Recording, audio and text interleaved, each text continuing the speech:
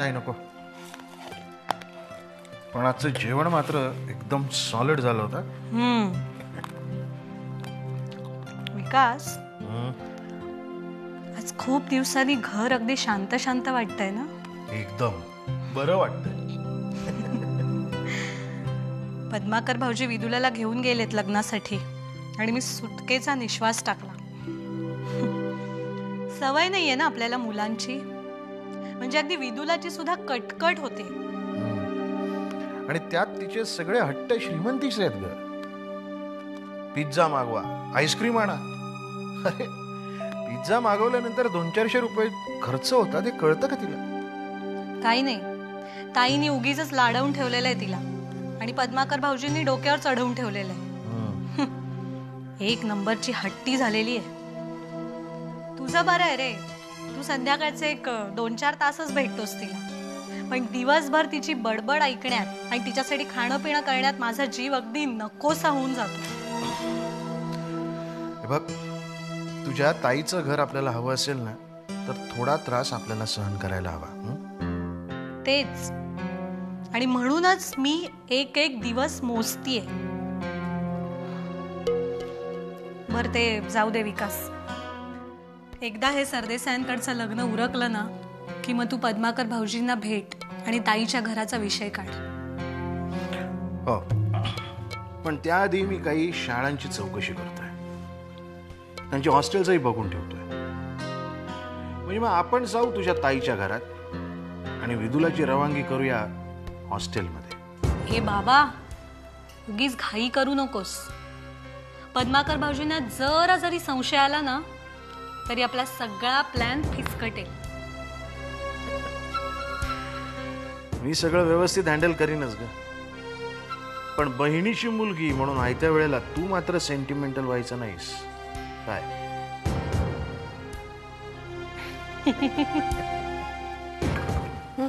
चहा घ्या. शी, माझी आज भयंकर धावपळ होणार आहे, अतिशय धावपळ.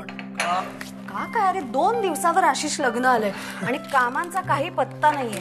अरे माझं मलाच कळत नाहीये, हे काम राहिलंय, ते काम व्हायचंय. मी आज चक्क बसून पहिली यादी करणार आहे, म्हणजे माझं मला सुधरेल काहीतरी. हे घे आशिष, खाऊन घे पटपट.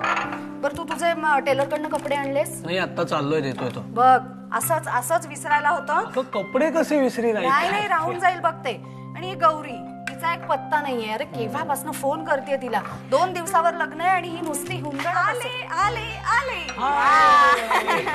बस बस बस बस बस इकडे बस. छान वेळेला आलीस. काय घेशील, चहा कॉफी? नको, काही नको आता. नको, काही नको मला. आणि ही काय वेळ आहे का ग यायची? हा, केव्हापासून फोन करते मी, कामं केवढी राहिली आहेत ही आपली बाहेर. आई, आता तू फक्त थोडे दिवस थांब. का? आता माझी जागा घ्यायला प्रीती येते ना. गौरी, या घरात तुझी जागा कुणीही घेऊ शकत नाही.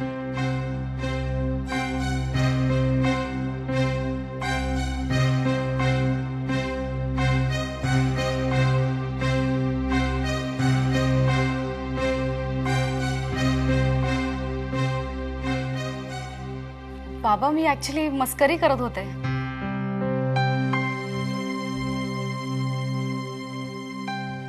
वा, आपलं घर म्हणजे अगदी लग्न घर असल्यासारखं वाटतंय. आईची तर एकदम धांदलच उडालीये. हो ना, पण मग तू सुद्धा नवऱ्या मुलाची बहीण आहेस बर का. 4-5 दिवस राहायला ये बरं इथे. म्हणजे आणखीन गडबड आणि धांदल वाढणार.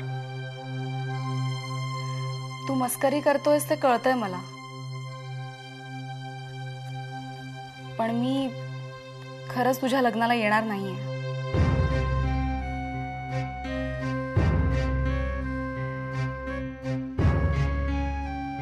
गौरी, अगं काय बोलतेस आहे तू? अहो जरा सांगा ना तिला. त्याचा काही उपयोग नाहीये. मला तर आश्चर्यच वाटतंय की आशिष अरुण गडकरींच्या मुलीशी लग्न करणार आहे आणि बाबा तुम्ही ह्या लग्नाला मान्यता देताय.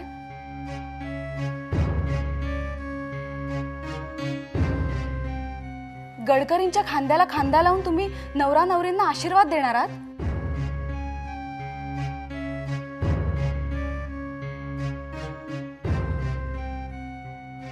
का?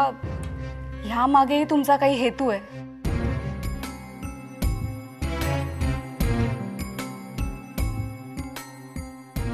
गौरी, नाही हे जरा जास्त बोलतीयस तू. अगं आपल्या माणसांना बरं वाटावं म्हणून तरी तुझी तत्व बाजूला ठेव की जरा.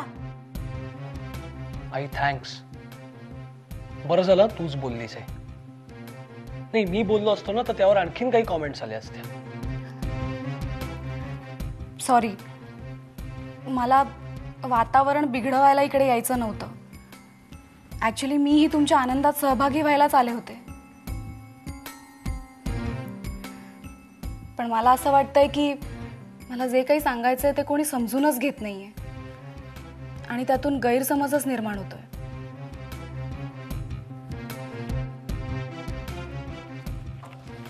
निघते मी. ए गौरी, अगं ऐक, असं काही नाहीये Gauri. Ashish, I wish you all the best. Bye. Gauri, Gauri.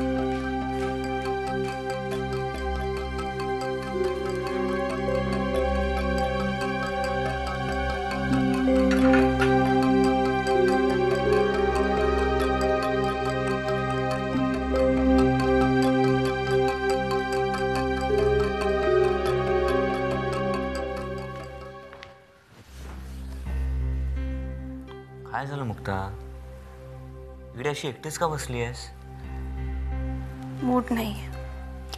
Come on Mukta. अगं खालचे सगळे जमले आहेत, सगळे धमाल करतायत, सगळे विचारतायत तुला. येते मी. येते काय? अशीच येणारच का? चल छानपैकी तयार हो.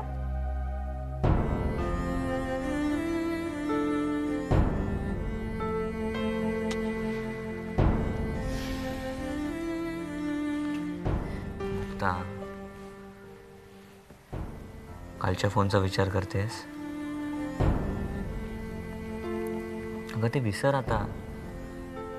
विचार करून काही फायदा आहे का? नाही ना. मग कमॉन चिअर अप. मस्तपैकी तयार हो आणि खालती ये. ओके, मी वाट बघतोय.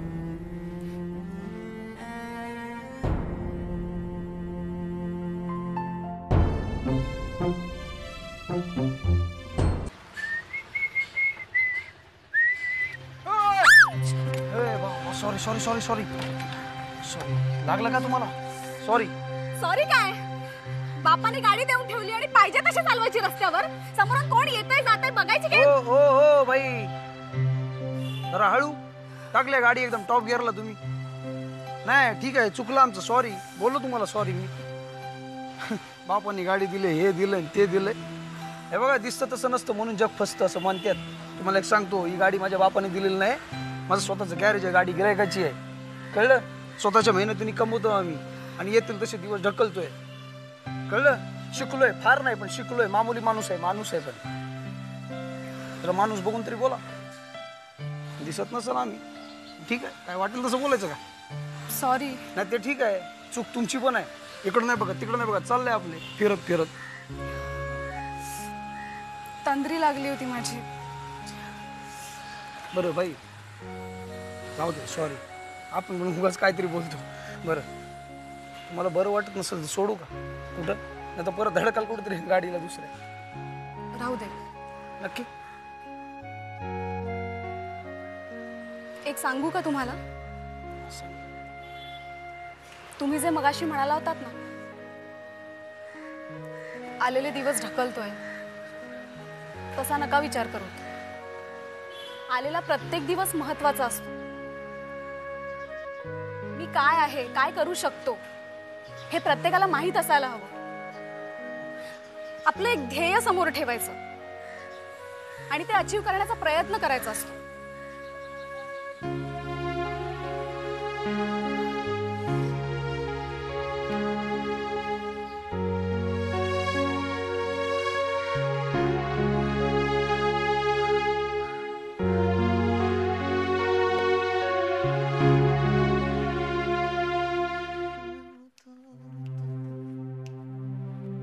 काय मुक्ताताई, निवांत बसला, चहा पाणी काय आणू का? नाही नको. सागर बाबांना फोन लावून देऊ का? नको. बरं नाही वाटत आहे का? नाही सुंठ टाकून गरमागरम चहा केला असता. डोकं दुखतंय? जीवा, मला वाटतं ह्या घरात लग्न करून आले ना, मोठी चूक केली मी.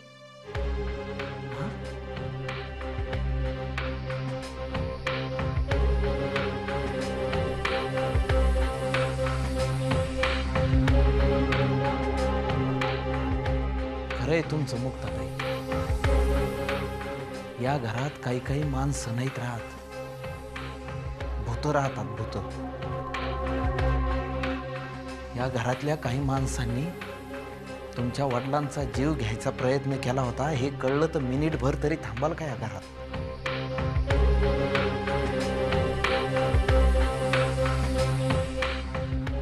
मी तरी काय करणार? शेवटी मी पडलो नोकर माणूस.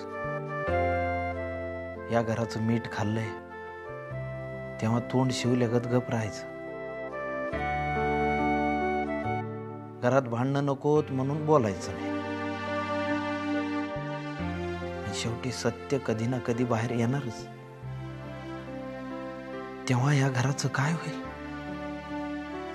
विठ्ठला, देवा तुलाच र बाबा काळजी.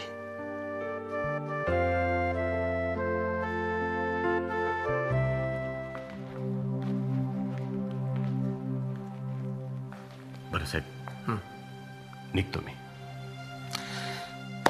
उद्या भेटूया ऑफिसमध्ये.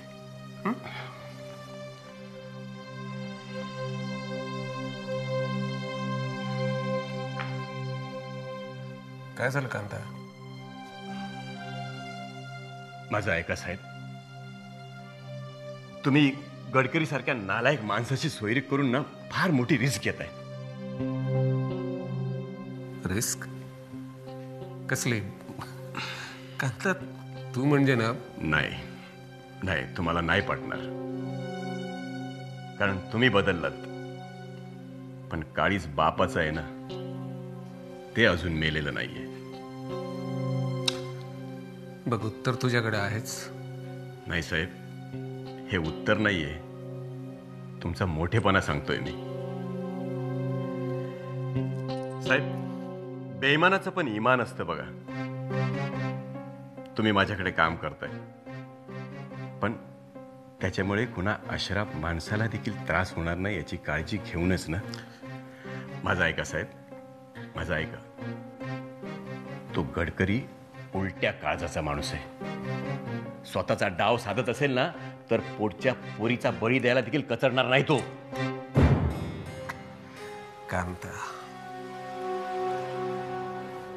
कांता तू एक विसरतोयस. उद्या ती मुलगी लग्न होऊन इथे आली की ती इथे सून म्हणून नाही राहणार रे. ती माझी मुलगी म्हणून इथे राहणार.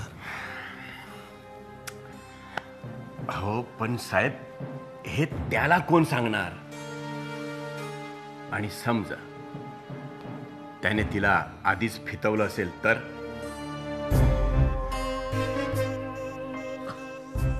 नाही, इम्पॉसिबल. नाही, हे शक्य नाही. कांता, अरे तो गडकरी तिला माझ्या विरुद्ध वापरू शकत नाही.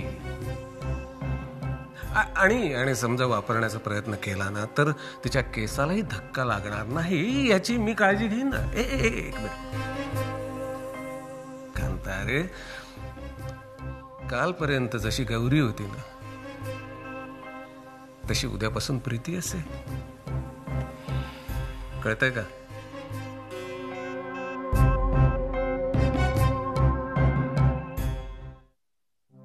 मैं come in sir. Come in please. Sir, तुम्ही सांगितल्याप्रमाणे मी सगळ्यांच्या सह्या घेऊन आलोय. Good, very good, correct. एक काम कर, कोणाला संशय येऊ नये म्हणून तुझी आणि माझी सही यात इन्क्लूड कर.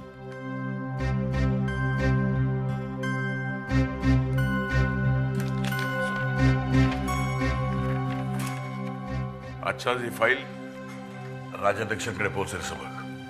यू डोंट वरी सर, एका तासाच्या आत मी ही स्वतः ही फाईल त्यांना देऊन येतो. काय खोट्या सह्या केलेले चेक त्यांच्याकडे आहेत. 1-2 दिवसात आपल्याला रिपोर्ट मिळतील.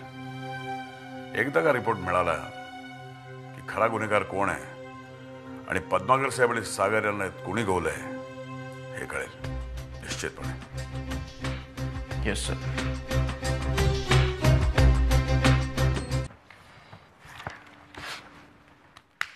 बोला, काय गंमत सांगायची आहे?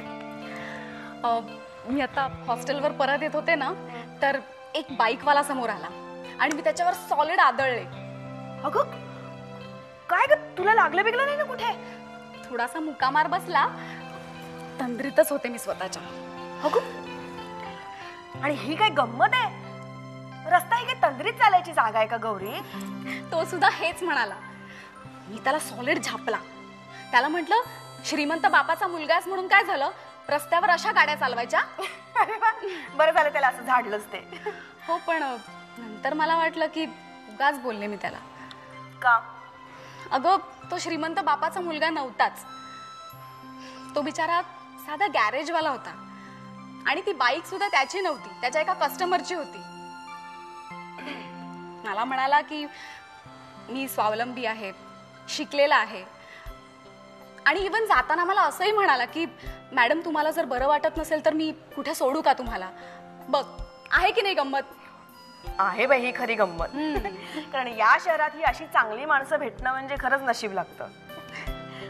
पण काय ग, तुलाच कशी ही चांगली चांगली माणसं भेटतात? आधी विशाल भेटला, आता हा गॅरेजवाला भेटला. भेटेल भेटेल, किमान एक तरी असा चांगला माणूस तुला नक्की भेटेल असा मी तुला आशीर्वाद देते. मी खरंच अशा चांगल्या माणसाच्या शोधात आहे. मला काही कोणी राजपुत्र वगैरे नकोय ग, पण एक चांगला माणूस हवा की जो माझ्यावर मनापासून प्रेम करेल, जो शहाणा असेल, समजूतदार असेल. बघूया आता तुझ्या आशीर्वादानं तरी काय होतंय का. होईल होईल. नाहीतर मी असं करते, उद्यापासून मी सुद्धा आता रस्त्यातनं तंद्रीत चालायला सुरुवात करते. कशी वाटते आयडिया?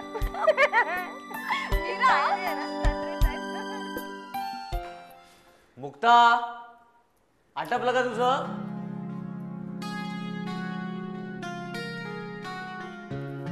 आले रे. अरे किती उशीर?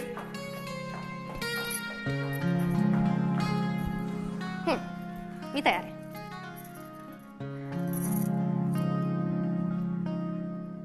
बघू कशी तयार आहेस तू.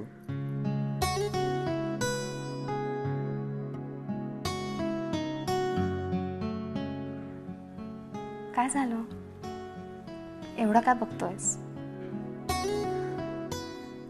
खात्री करून घेतोय. नाही म्हणजे तशी खात्री पटली आहे, पण नजर तुझ्या चेहऱ्यावरच खेळली आहे, निघतच नाही.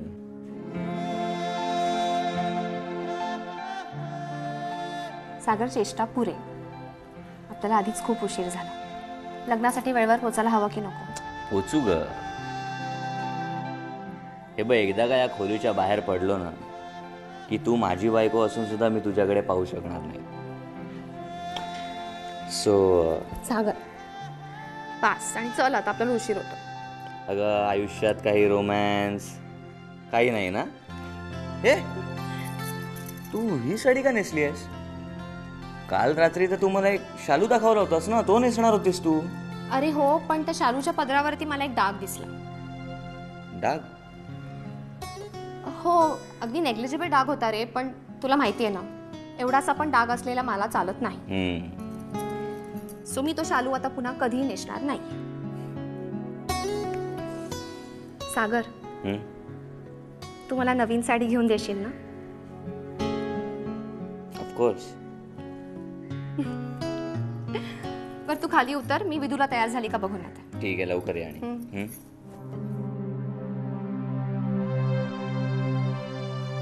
मुक्ता, तुला साधा साडीवर पडलेला डाग सुद्धा चालत नाही, आणि मी तर